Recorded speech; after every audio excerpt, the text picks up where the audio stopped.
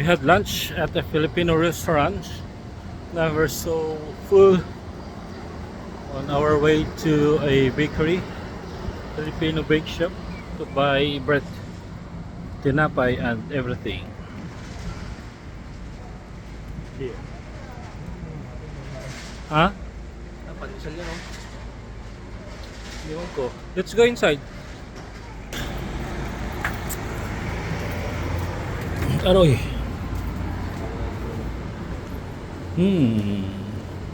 I love the smell. Spanish bread, but different. Usually it's rectangle. It knows round.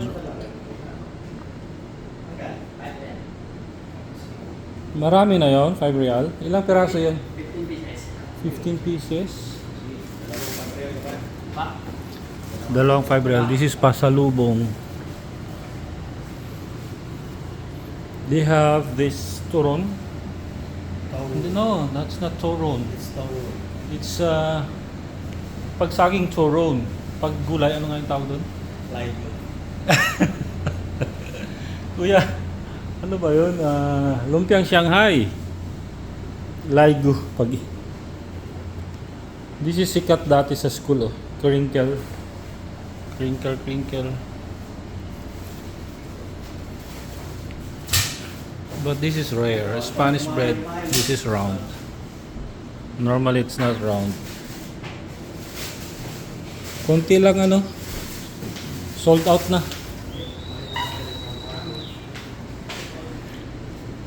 Your meal is free if you do not receive a receipt when you pay. Okay. So may ano pala sila dito? wala.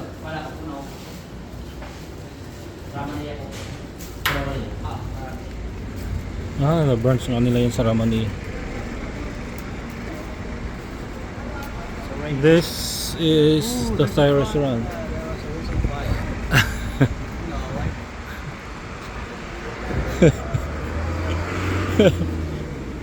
What do you say? That is Ramania. Look, it's sad. It looks sad outside, but inside there's a lot of people eating, just walking around, shopping, sightseeing. The throne is it's banana inside, and it's gaulo. It's gaulu. Laigu. Gulay.